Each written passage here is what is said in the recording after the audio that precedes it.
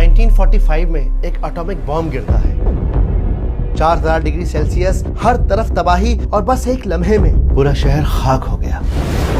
इंसान अपनी परछाइयां दीवारों पर छोड़कर धुआं हो गए। हमने हिरोशिमा को बर्बाद कर दिया, हम जीत गए। साइंटिस्ट आए, टेस्ट किया और कह दिया 75 सालों तक यहाँ पर कुछ नहीं उगेगा। लेकिन ठीक 1 साल बाद बहार आई और इस बहार में 6 दरख्त फट पड़े।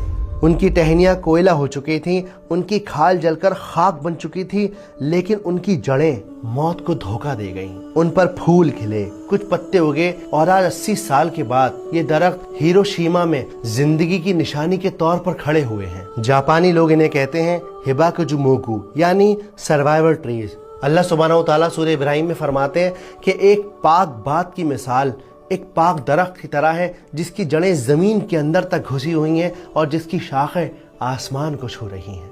क्या तुमने नहीं देखा कि अल्लाह ने कलिमा तय्यबा की कैसी मिसाल बयान फरमाई है?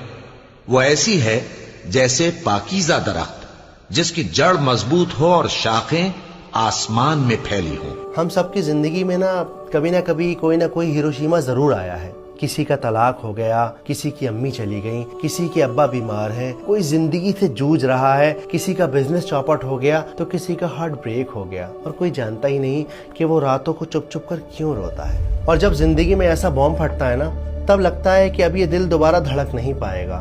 तब लगता है कि शायद अब मैं किसी और पर यकीन नहीं कर पाऊंगा।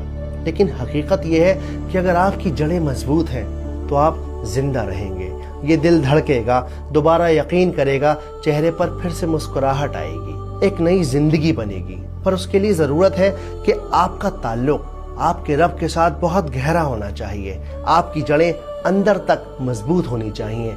आपकी नमाजें, आपका सब्र, आपकी इबादत, हर चीज ये अल्लाह सुब्हानहू तआला के साथ आपका ताल्लुक है।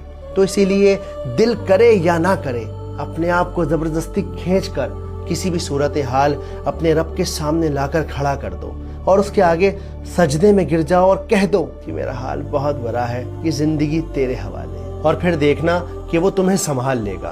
बस यकीन करो कि इस दुनिया में सिर्फ वो तुम्हारे लिए काफी है। हस्बुनल्लाहु व निअमल वकील। हस्बुनल्लाह। इस वीडियो को आगे तक शेयर कीजिए ताकि और लोग इससे फायदा उठा सकें। अल्लाह हाफिज। व निअमल वकील।